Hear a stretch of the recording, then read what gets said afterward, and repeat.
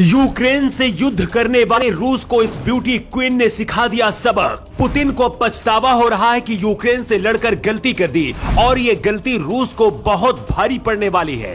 Ukraine ने पूरी दुनिया से मदद मांगी, नहीं मिली। यूक्रेन रोता रहा और पूरी दुनिया तमाशा देखती रही। इसीलिए कहते हैं बुरे वक्त में कोई साथ नहीं देता है, अपनी लड़ाई खुद ही लड़नी पड़ती है। पड़ोसी देश सिर्फ तमाशा देख रहे हैं, जैसे आज अमेरिका कायरता के घूंट पी पी कर देख रहा है। और ऐसे लोगों को यूक्रेन की सुंदरी ने जवाब दे दिया है। 24 साल की उम्र में सबसे पहले इसने अपनी सुंदरता से यूक्रेन का दिल जीत लिया था। इस बार ये घातक हथियार उठाकर रूस और नाटो को जवाब दिया है। इस लड़की का नाम है अनस्तासिया लेना, जो यूक्रेन की सुंदरी है। अनस्तानिया लेना यूक्रेन की रहने वाली हैं, लेकिन रूस में इनके हजारों चाहने वाले हैं और साल 2015 में मिस यूक्रेन का खिताब भी जीत चुकी हैं। लेकिन अब पुतिन और रूस के लोग अनस्तानिया की बंदूक थामे इन तस्वीरों को देखकर हैरान हैं। कहा जा रहा है कि जो अभी तक अमेरिका नहीं कर सका, वो यूक्रेन की ये सुंदरी करने वाली है।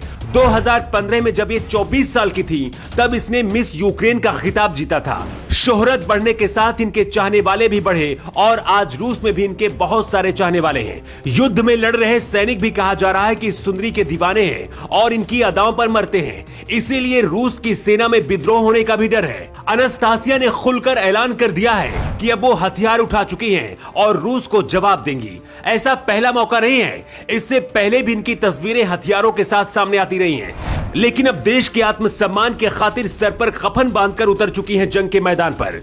अनस्तासिया ने इंस्टाग्राम पर अपने चाहने वालों को इस बात की जानकारी दे दी है। इसके साथ ही रूस, नाटो और अमेरिका को भी संदेश दे दिया है, यूक्रेन अपने सम्मान के सामने झुकेगा नहीं। जो लोग कह रहे थे रूस की सेना के सामने यूक्रेन 12 घंटे भी नहीं रुक पाएगा, 2 दिन बीत चुके हैं, लेकिन यूक्रेन अभी तक लड़ रहा है। हालात ऐसे हो चुके हैं कि अब पुतिन यूक्रेन को बातचीत का न्योता दे रहे हैं, लेकिन यूक्रेन आत्मसमर्पण करने को तैयार नहीं है। कहा जा रहा है कि सुंदरी की वजह से यूक्रेन के और आम लोग रूस से टकराने के लिए हथियार उठा चुके हैं। जो भी हथियार चला सकता है यूक्रेन में, वो लड़ने के लिए तैयार है। नाटो का यूक्रेन ने बहुत इंतजार किया, लेकिन कोई मदद नहीं मिली।